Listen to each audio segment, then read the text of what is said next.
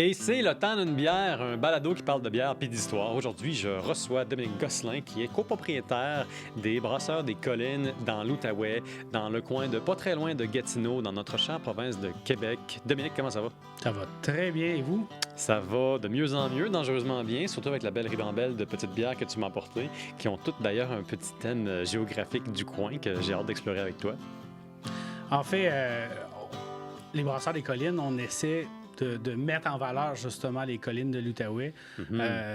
Et justement, en fait, on a deux gammes de produits. On a une gamme classique qui fait référence à des lieux, donc au patrimoine bâti, au patrimoine historique des collines de l'Outaouais. Et on a une gamme dont on a un produit, on va parler un peu plus tard, qui fait référence finalement à de la stylistique un peu plus contemporain, donc ce qu'on appelle les bières du Nouveau Monde.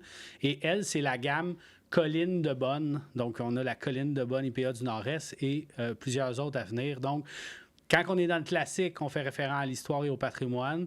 Quand on est plus dans le contemporain, on fait, dans le fond, un peu plus référence au côté jovial ou à la colline de Bonne. Oui.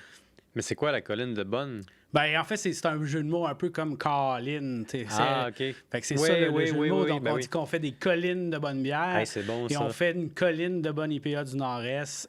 Et on va faire d'autres collines de bonne bière, dans le fond, dans cette gamme contemporaine.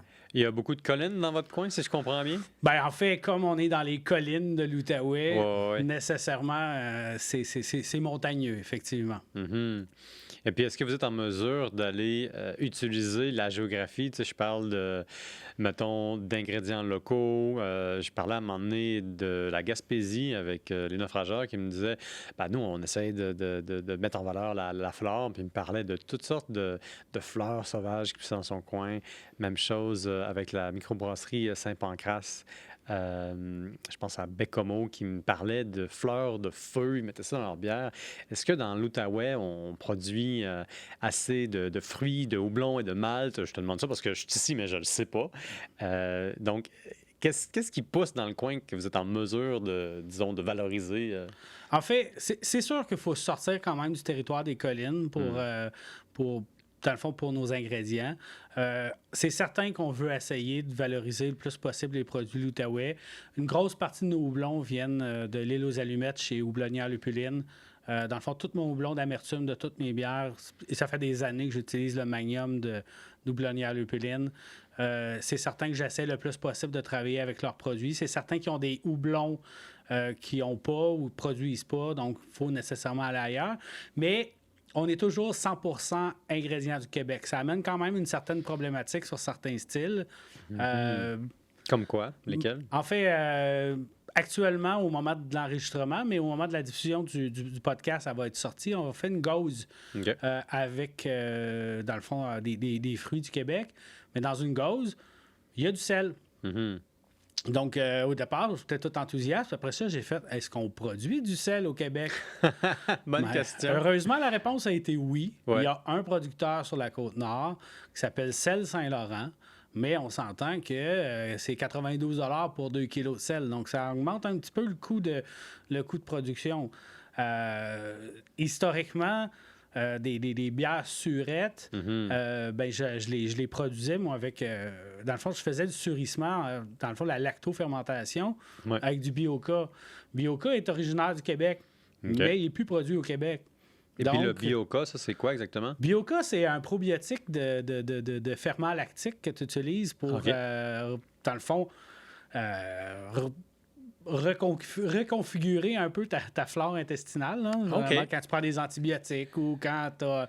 Pour donner du peps un peu, là, pour réparer dommage, maintenant? Oui, absolument. Donc, ça se vend en pharmacie. Là. C'est 50 $ pour 12 petits Bioca. Puis, généralement, c'est assez pour ensemencer, dans le fond, 1800 litres. OK. Je te dirais que l'équivalent avec, dans le fond, ce que tu retrouves produit au Québec, là, ben, ça a coûté 800 $ de ferment lactique. Donc, c'est pas, ça ne devient pas la même gamme de prix. Là. Donc, c'est vraiment un... Comment je te dirais ça? C'est un défi qu'on s'est donné, qu'on a décidé de tenir d'un bout à l'autre, d'être 100% québécois, mais ça amène quand même une certaine pression sur le prix, sur la valeur des choses. Oui, tout à fait.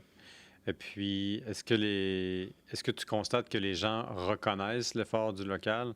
Parce que d'un point de vue, tu sais, tu pourrais dire que la microbrasserie, une certaine partie de l'attrait pour la bière de microbrasserie, c'est le terroir. Ou en tout cas, le fait que ce soit local ou que ce soit une brasserie de quartier, mettons, ou qu'il y ait des éléments d'histoire qui soient liés à ça. Est-ce que, tu sais, dans votre clientèle, tu sens que les gens, mettons, reconnaissent cet effort-là ou sont d'accord? Est-ce que ça a une valeur de marché, dans le fond? Ben, je te dirais qu'on on le publicise et de plus en plus que les gens vont nous voir, on le martèle le 100% fait d'ingrédients du Québec. Ouais. Quand on en parle, je te dirais que les gens sont moins réticents. Et pour l'instant, on réussit à se maintenir dans un price point qui est intéressant sur nos produits ou qui se compare ou même des fois un petit peu moins cher que une partie de notre concurrence. Puis je te dirais que quand on dit qu'on est local, qu'on est fabriqué localement, qu'on travaille 100% les ingrédients du Québec, il y a nécessairement un attrait au produit qui est plus grand. Fait que c'est toujours un message qu'on va continuer de marteler, de mentionner qu'on favorise le terroir québécois. Donc, nécessairement, on va amener les gens. Et je te dirais, ça a toujours été quelque chose que les gens s'intéressaient. Je te dirais que c'est devenu beaucoup plus important depuis 2020 chez les gens quand on a eu des problèmes d'approvisionnement dus à la pandémie. Bien, le monde a commencé à dire, OK, garde, on va essayer d'aller chercher le plus sur le local possible parce que ben, tu as nécessairement moins de bris d'approvisionnement dû à justement les transports et autres. Moins de mauvaises surprises, dans le fond. Exactement, parce que dans le fond, on est beaucoup moins coupé du village d'à côté que du pays d'à côté. Donc.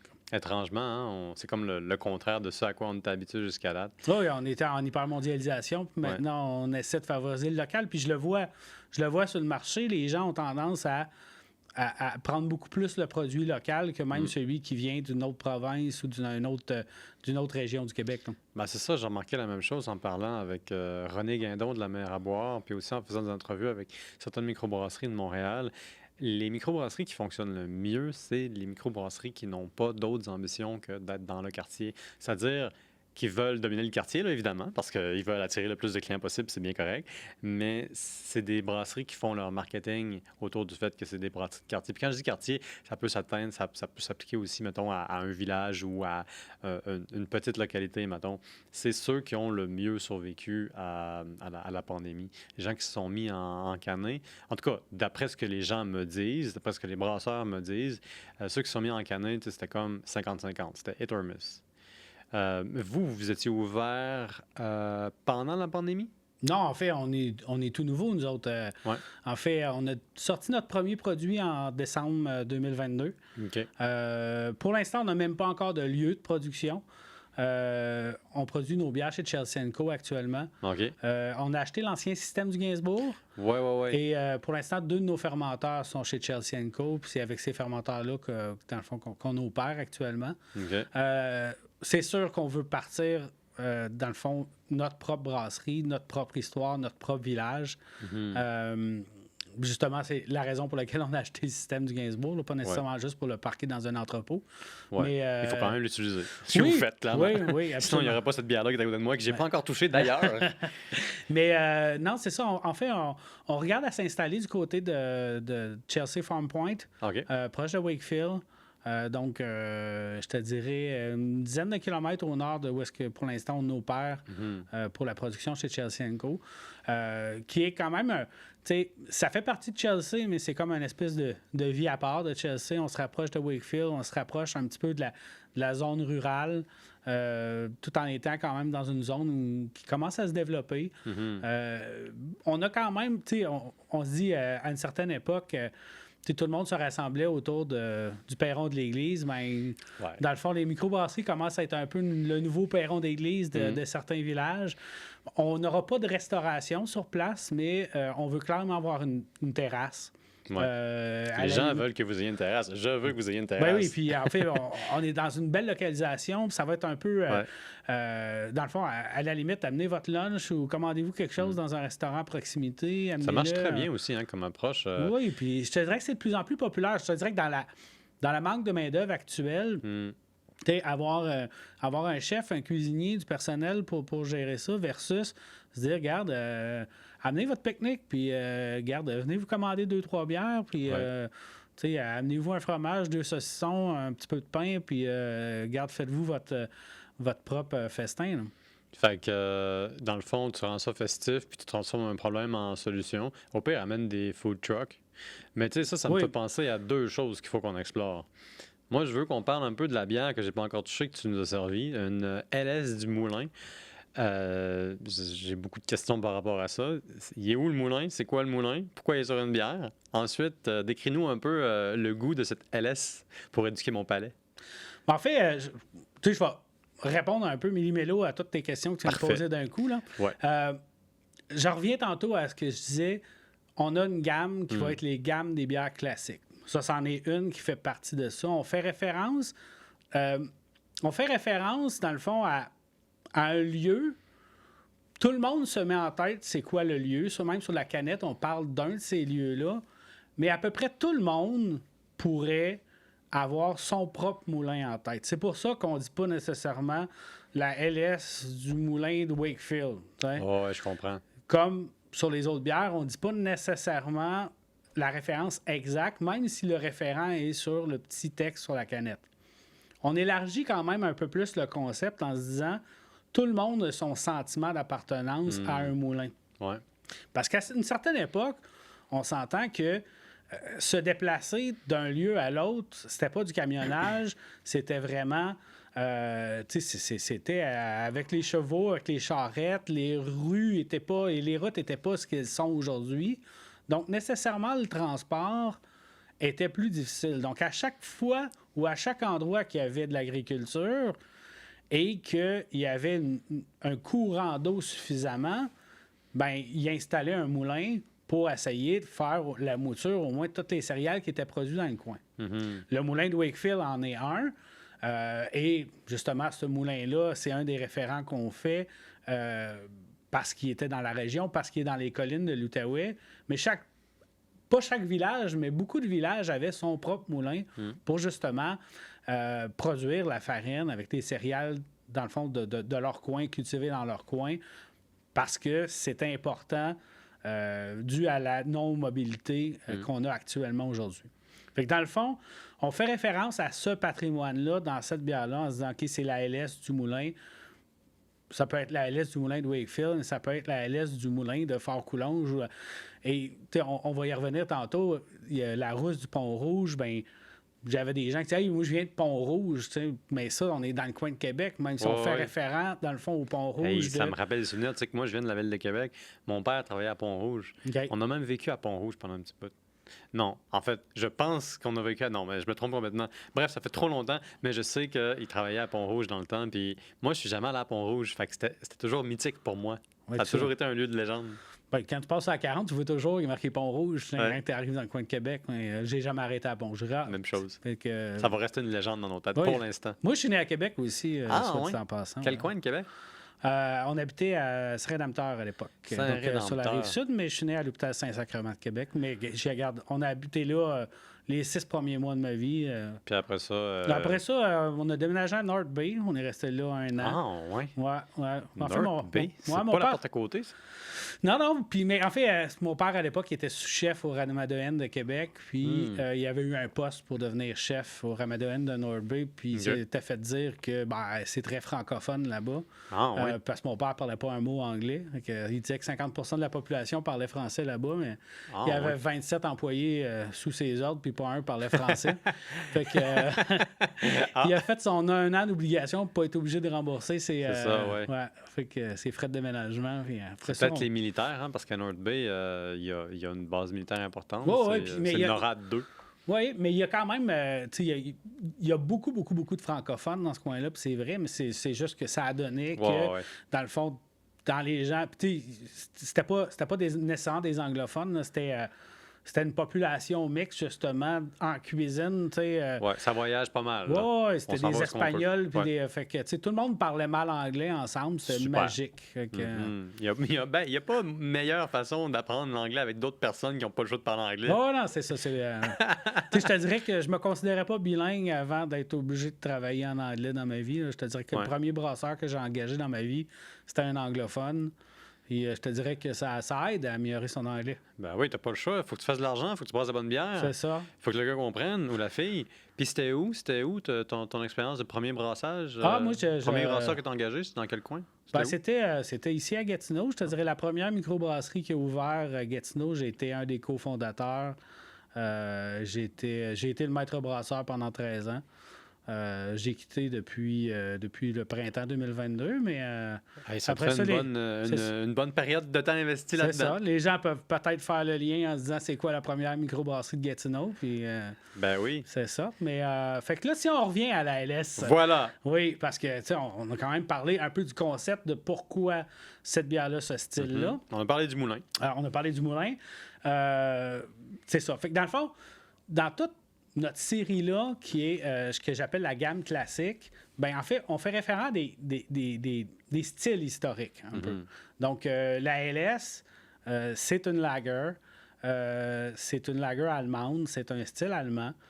C'est moins amer qu'une Pilsner traditionnelle. Je te dirais que des fois, on galvaude un petit peu le concept de Pilsner en faisant référence des fois à certaines marques commerciales en disant que ça, c'est une Pilsner ou une Pils. Mais tu sais, généralement, dans la Pilsner traditionnelle, le houblon et l'amertume est bien présente, ce qu'on n'a peut-être pas nécessairement dans certaines versions commerciales nord-américaines. C'est ça, c'est plus un standard européen qu'un standard nord-américain. Absolument. Donc, tu sais, vraiment, la Pilsner, tu as une amertume qui est tranchante. Tu as un petit côté poivré qui vient des houblons de Saz. Ouais. Tu as vraiment ces marques-là. La LS, en fait, ça a été la réponse justement à la Pilsner. Parce qu'on s'entend que la Pilsner, c'est les premières bières blondes qui sont arrivées en production dans une région particulière qu'on appelle la Bavière, dans ce qu'on appelle aujourd'hui maintenant la République tchèque. Dans le fond, la partie de la Bavière qu'on appelle la République tchèque, c'est sur le bord d'un fleuve qui s'appelle le fleuve Pilsen. Puis le fleuve Pilsen, l'avantage, c'est qu'on avait une eau qui était particulièrement douce par rapport à tous les autres endroits où de la bière avait été produite auparavant. Dans le sens qu'il y avait moins de certains minéraux qui avaient un impact majeur sur le goût.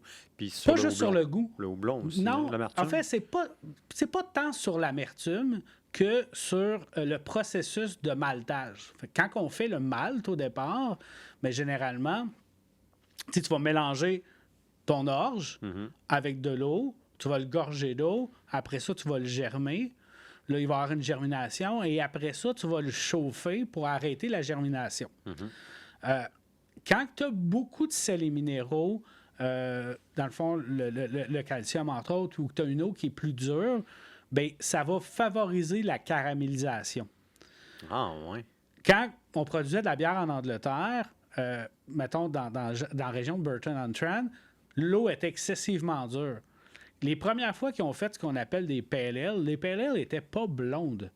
Les pale ale, c'était ce qu'il y avait de plus pâle qui était capable de produire avec une eau excessivement dure par rapport à la stout. Ouais. Donc, la pale ale était rousse. Les premières bières blondes sont apparues justement dans cet endroit-là, sur le bord du fleuve Pilsen, avec cette qualité d'eau-là qui favorisait le fait que on arrivait à chauffer sans trop caraméliser notre céréale. Et donc, on est arrivé à faire des bières blondes. Et ça, juste pour vraiment confirmer, pour bien valider, c'est parce que quand on mouillait, quand on trempait le grain avant de le faire germer, ben en fait, pour le faire germer, l'eau elle-même allait plus tard favoriser la caramélisation. Donc, c'est au maltage que ça se présente. C'est au maltage que ça se présente. Donc, il n'arrivait pas à faire un malt blond. Dans le fond, il ne savait pas que ça pouvait exister, un malt blond. Donc, à cette époque-là, ça n'existait pas.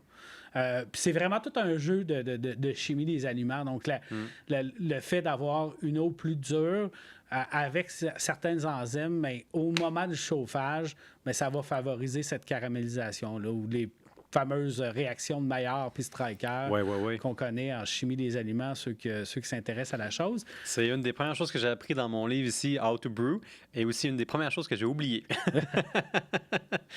Donc, quand les gens sont arrivés avec cette bière blonde-là, qui venait de Pilsen, mais ça a quand même envahi un peu plus le marché parce que ça amenait quelque chose qui semblait un peu plus délicat. Et c'est même le moment où est arrivé vraiment dans le paysage brassicole, dans le fond, le verre transparent. Il y avait un intérêt à montrer que notre bière était jolie visuellement.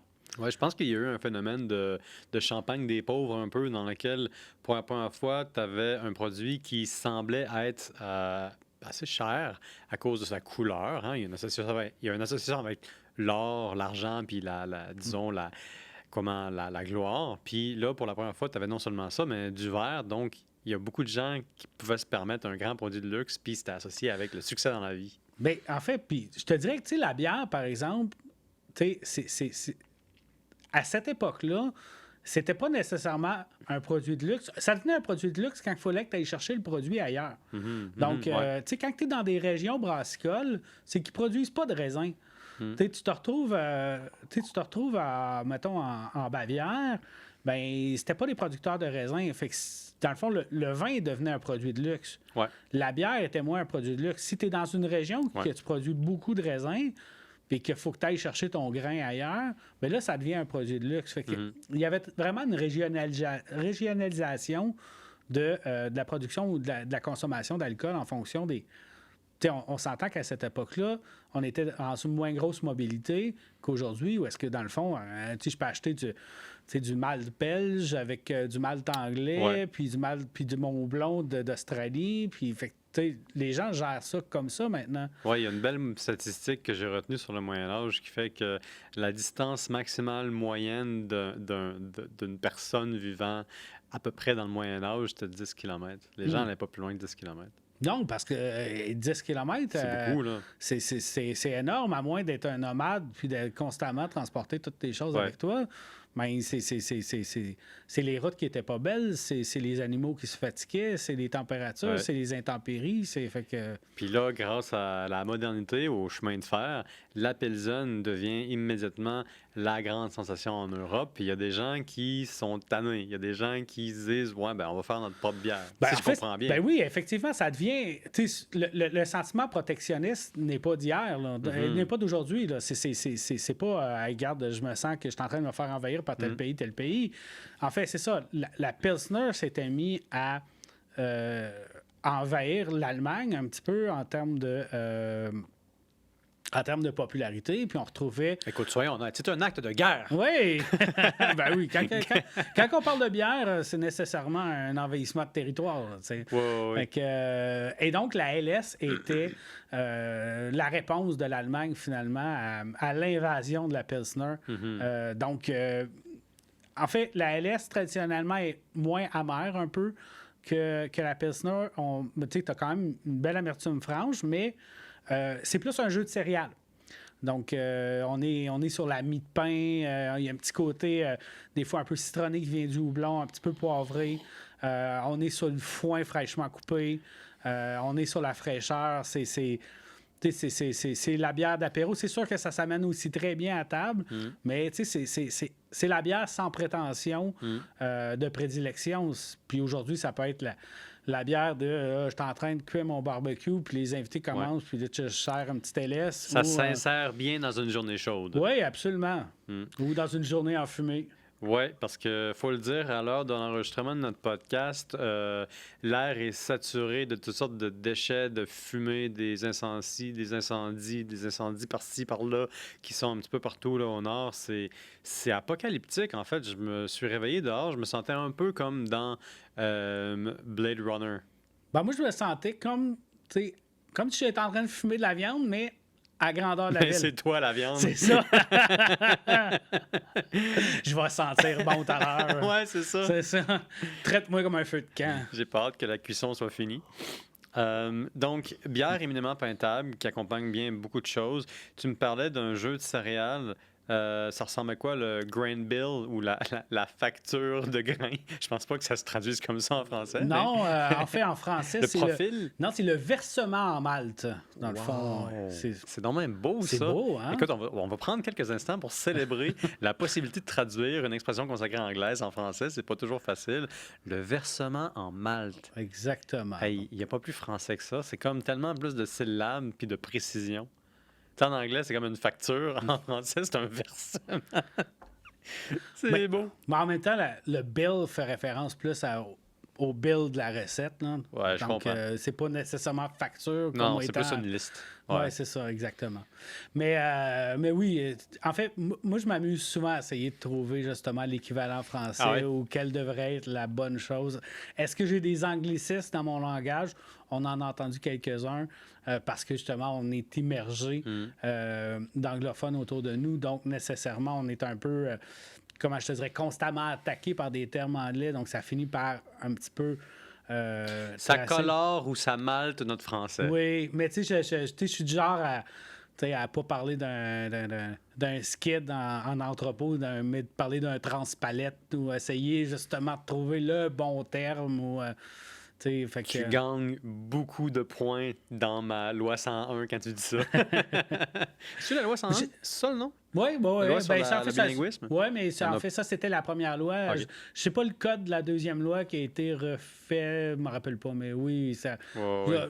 Quand on parle de loi 101, tout le monde, qui l'aime ou qui la déteste, tout le monde sait à quoi on fait référence. C'est Mais bon. moi, je suis pas fermé sur ma langue, mais je suis amoureux de ma langue. Pareillement. Je vais boire à ça. Excellent. Donc, quand on parlait de versement en Malte, je l'ai mentionné tantôt, je vais le marteler continuellement. On fait 100% avec des ingrédients du Québec. Le versement de cette bière-là est quand même assez simple. C'est du malt pilsner traditionnel. Malt pilsner moderne de Inomalt, qui est à Sherbrooke. Un super bon malteur. Je te dirais que quand j'ai commencé dans la bière, il y avait, dans le fond, 2 producteurs de malt au Québec. Il y en avait un qui faisait du malt de base, dont je trouvais les qualités non appropriées. Et il y avait un malt de spécialité qui était fait dans le Bas-Saint-Laurent, qui existe encore. Et c'était à peu près impossible de faire des bières 100% de malt québécois. Maintenant, il y a quand même plusieurs malteries qui ont poussé, des plus petites, des grands. Puis Inomalt est quand même un gros joueur.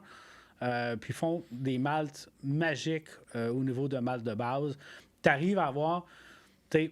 Parce que souvent, moi, je trouve dans le malt vraiment nord-américain, c'est des maltes qui manquent de rondeur un peu. Et si on prend les gros malteurs en général. Moi, j'ai toujours travaillé avec un malt canadien quand même sur mes maltes de base, mais qui venait de la Colombie-Britannique parce qu'il maltait, moi, je trouvais, à l'européenne. Tu arrivais à avoir des résultats en termes de production de bière avec une belle rondeur en bouche. Moi, je favorise beaucoup dans ma bière cette sensation-là de texture. J'ai toujours trouvé ça important. Je trouve ça encore plus important aujourd'hui. Puis ça a toujours fait un peu partie de ma signature d'essayer de trouver.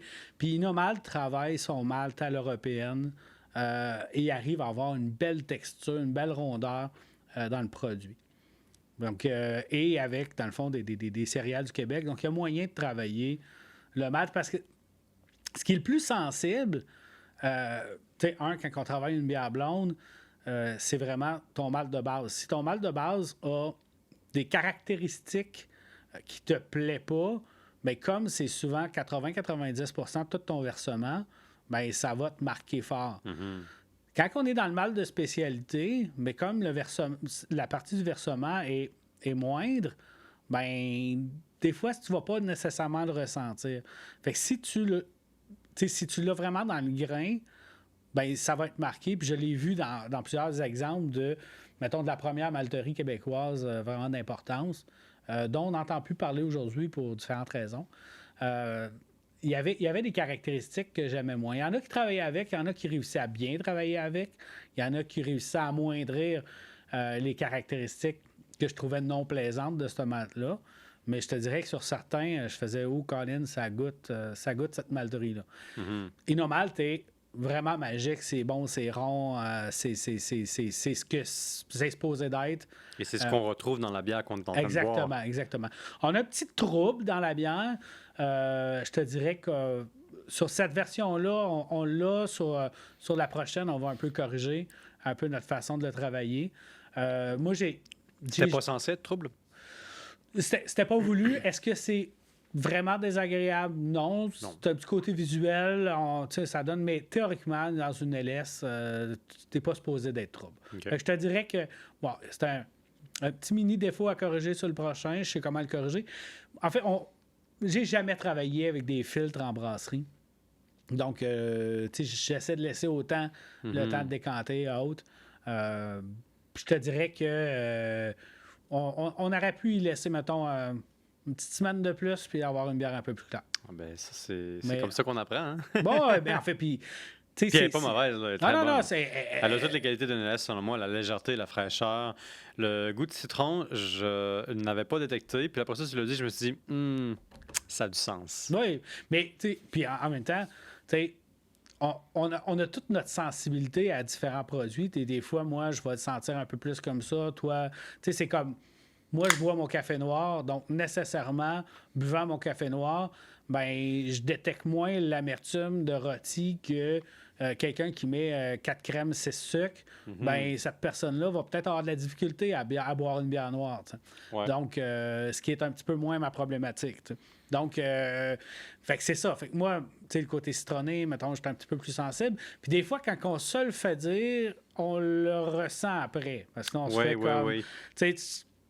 Notre cerveau se conditionne à ce que on devrait sentir. Fait que des fois, probablement que tu le boirais pendant 6 ans, tu t'en apercevrais jamais ou tu te mettrais jamais ça.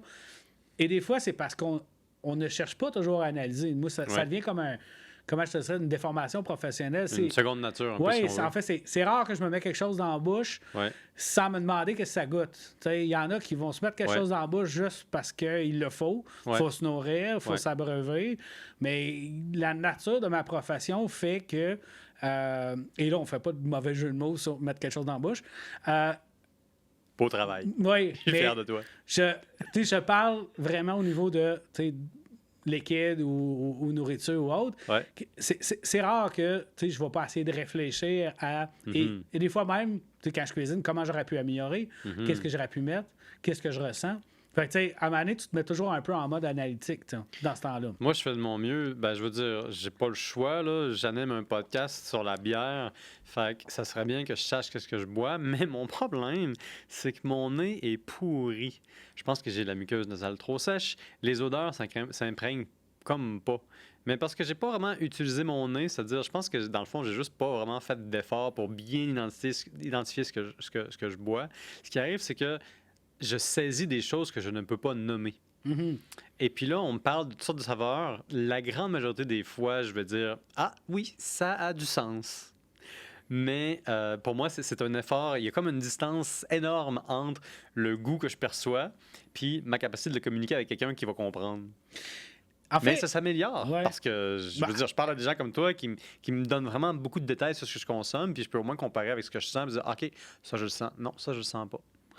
En fait, tu sais, c'est comme n'importe quoi. Hein. Dans le fond, tu es un athlète de haut niveau ou tu es un sportif de salon. Ben, c'est ça. Ben, c'est la différence. Généralement, si tu veux être un athlète de haut niveau, il faut se pratiquer souvent. Puis se pratiquer souvent, c'est pas juste de consommer, c'est de réfléchir. Et généralement, c'est de ne pas être arrêté et d'être ouvert d'esprit. Donc, plus tu essaies des choses, et encore là, moi, tu sais, je peux te dire, ça sent la bergamote si tu n'as aucune idée. Ça sent quoi, la bergamote? Ça ira pas très loin. Non, c'est ça. Et si j'ai jamais senti la bergamote, je peux pas dire que ça sent la bergamote parce que j'ai aucune idée ce que ça sent, la bergamote. C'est comme un serpent qui se mord la queue. Là. Absolument. Ça va nulle part. C'est ça. Fait que, je te dirais que moi, je suis très curieux sur les épices. Je suis très curieux. Fait que des fois, je vais arriver, je vais dire, ah oui, ça sent ça, ça goûte ça, parce que j'essaie, dans le fond, de nourrir l'animal d'analyse en moi, d'analyse sensorielle. Donc, je vais le nourrir avec des trucs. Donc, c'est ça. Souvent, je vais arriver à mettre un terme parce que je connais le terme, parce que je suis allé. Puis, tu as fait l'effort maximal. Exact. C'est quoi la bière la plus compliquée que tu as faite? Quand je dis compliquée, celle qui t'a le plus arraché des cheveux. La bière qui t'a demandé le plus de troubles. Que ce soit dans l'autre microbrasserie ou avec les brasseurs des collines, peu importe où est-ce que tu étais, la bière la plus difficile que tu as jamais faite. Tu sais, je pourrais te faire... En fait, je pourrais parler...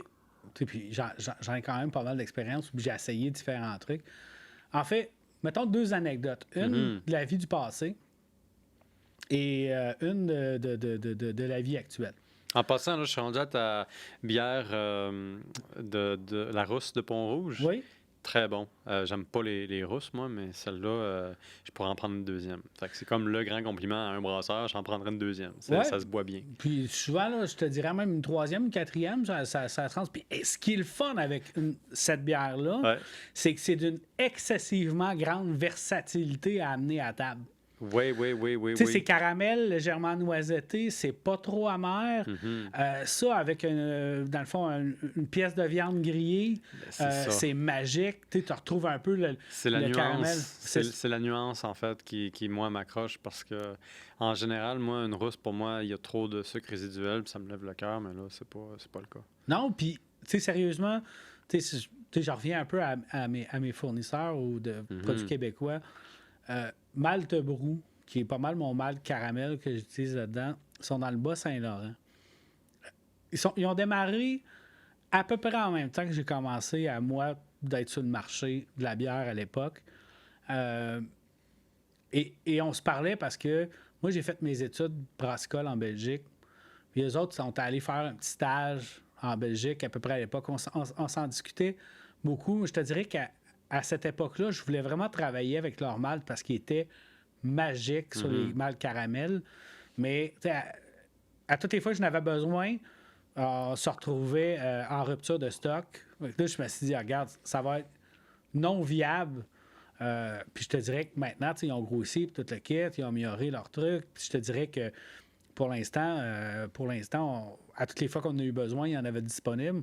Parce que tu ne peux pas avoir nécessairement un gros entrepôt d'un paquet de céréales, puis de ci, puis de ça. Puis on n'a pas toutes les conditions pour avoir ces céréales-là pendant 1 an en entrepôt. Et ça joue sur la liquidité. Fait que dans le fond, c'est important d'avoir un approvisionnement, dans le fond, régulier et de s'assurer, parce que sinon, ça devient non viable de planifier. C'est le problème d'être un fournisseur qui fait dans la petite échelle ou qui n'a pas assez de clients. C'est comme un peu paradoxal. Il faut que ça marche pour que ça marche. Mais le caramel est tellement...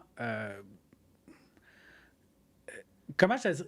Je te dirais que des fois, dans le malt anglais, le caramel est presque râpeux, presque harsh. Quelque chose de rêche, là. Ça s'en va te râper la langue, là, quelque chose comme ça. Malte Brou, leur malt caramel est d'une rondeur et d'une douceur. Puis pour vrai, là, ça l'embellit vraiment le produit. Puis, tu sais, on parle de rousse comme si c'était un style. Dans ce cas-là, on est dans une rousse irlandaise.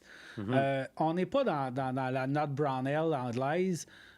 Fait que nécessairement, le jeu doublon n'est pas le même.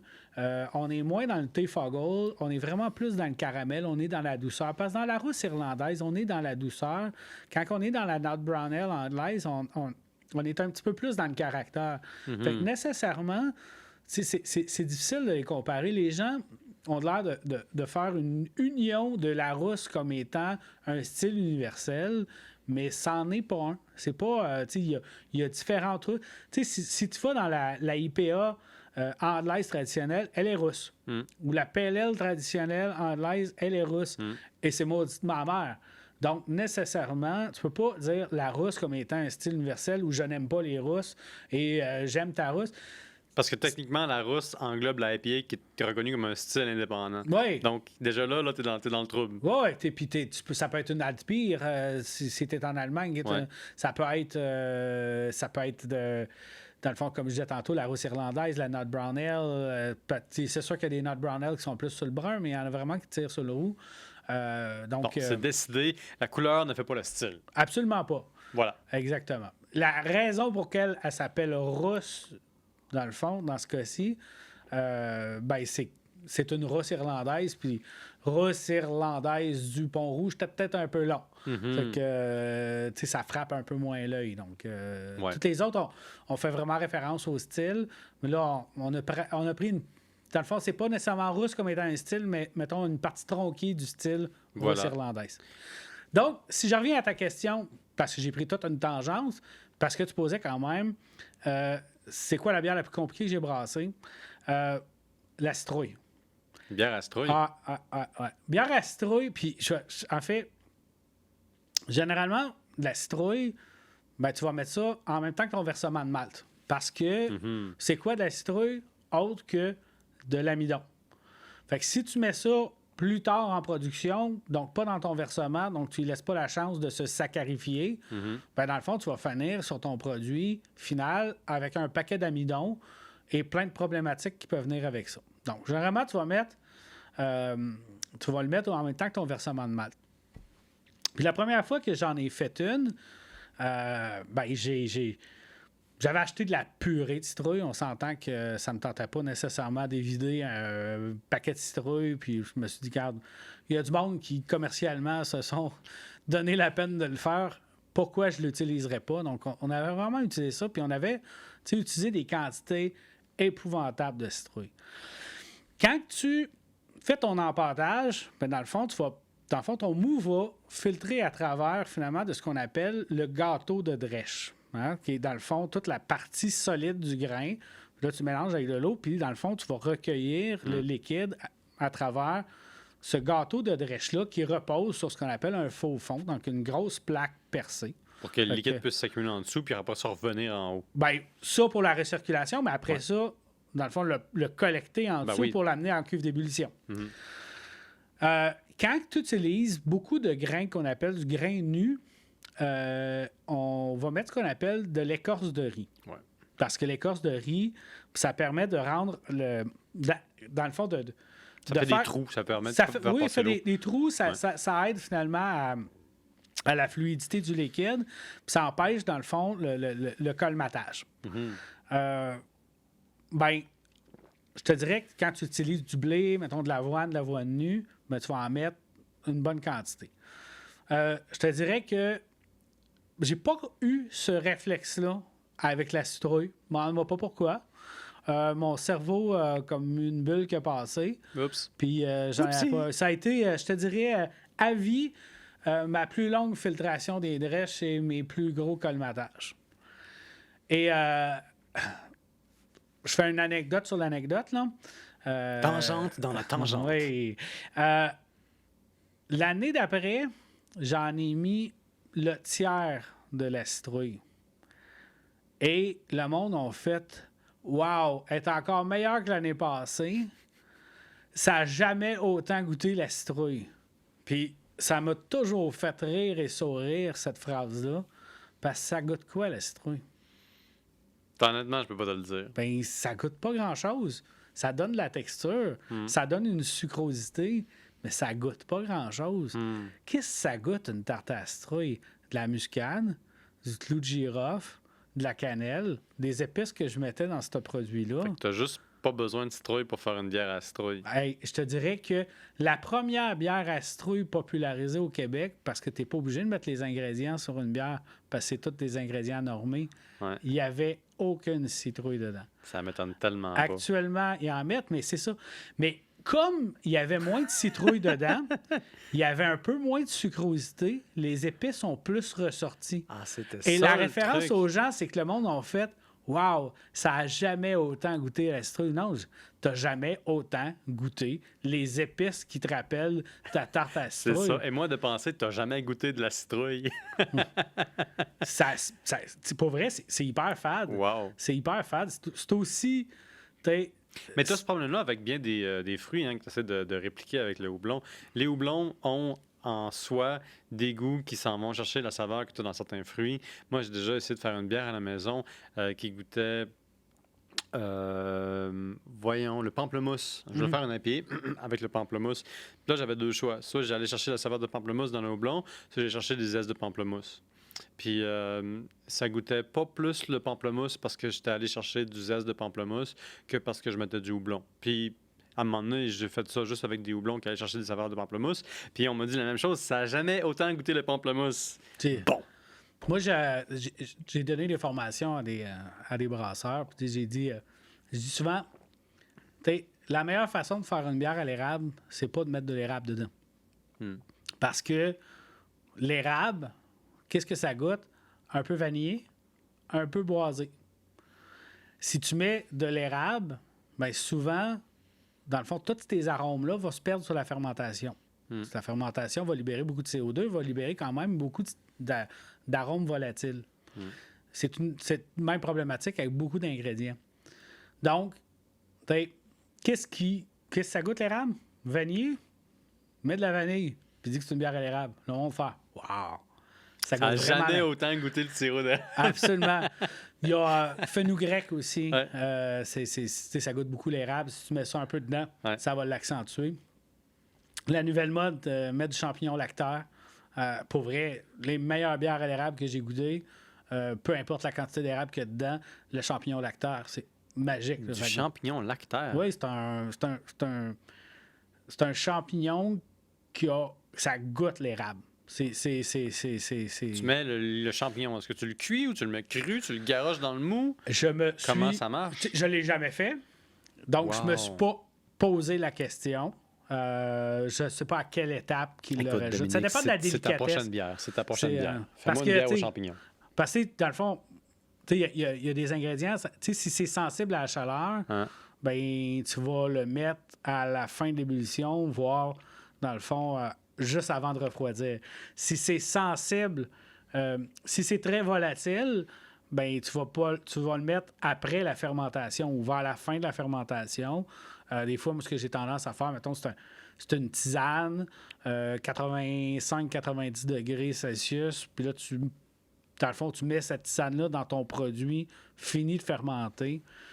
Donc ça, quand c'est vraiment sensible à la chaleur ou très sensible dans le fond, à la volatilisation, mettons, par la fermentation, parce que c'est très agité par la fermentation et ça libère beaucoup de CO2. Mm-hmm. Donc, si tu as des trucs qui sont très volatiles, ben ça va tout quitter à ce moment-là. Mais après ça, c'est toujours savoir et jauger, est-ce que ça va amener du sucre? Si ça amène du sucre, ben tu ne vas pas le mettre après la fermentation, mais tu vas le mettre ce qu'on appelle... mettons, dans la phase logarithmique de la fermentation. Donc, quand ça commence à ralentir, fait que dans le fond, ça partira pas sur un gros bouillon. Ouais. Ça va le réactiver un peu. Fait que ça va...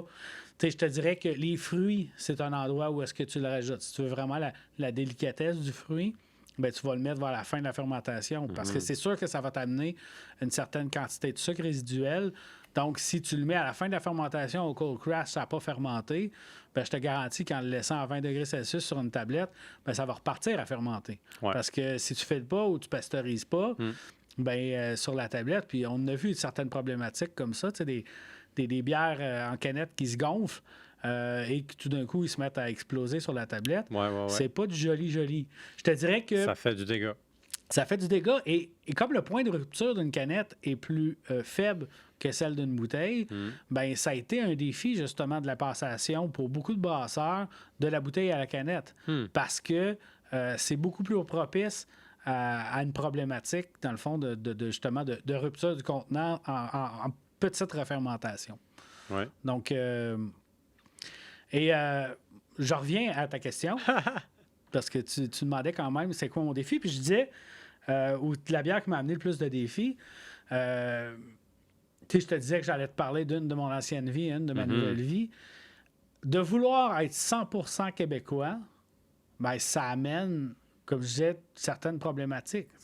Puis j'en parlais tantôt avec la lactofermentation, d'avoir des ferments qui sont québécois, des fois, ils se retrouvent être un peu plus chers, surtout quand c'est un ferment que tu peux... Parce que ce qui est le fun avec le Bioca, c'est qu'ils en produisent tellement que le coût de production est tellement faible qu'ils arrivent à avoir un coût sur le marché.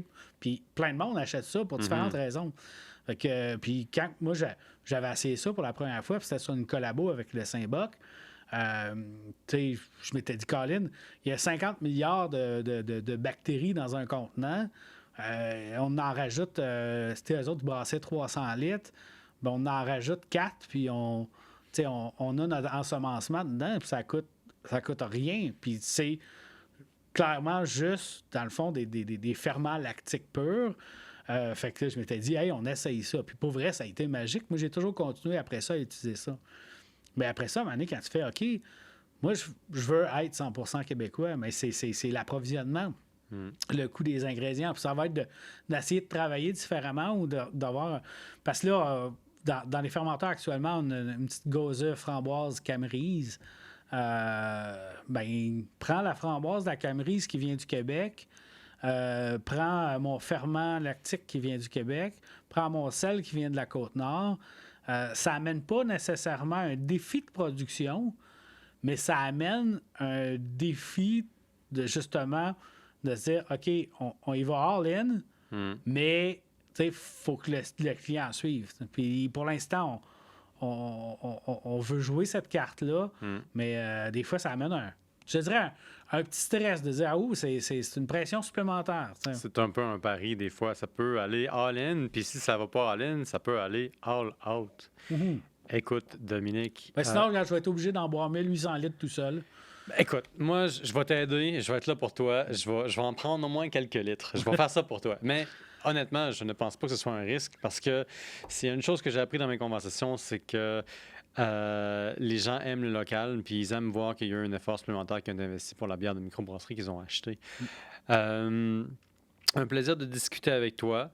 Toujours un plaisir. Je pense qu'il y aura d'autres belles discussions. Je rappelle à tout le monde qui nous écoute de s'abonner, mais surtout d'aller voir Dominique et surtout la microbrasserie Brasseurs des Collines.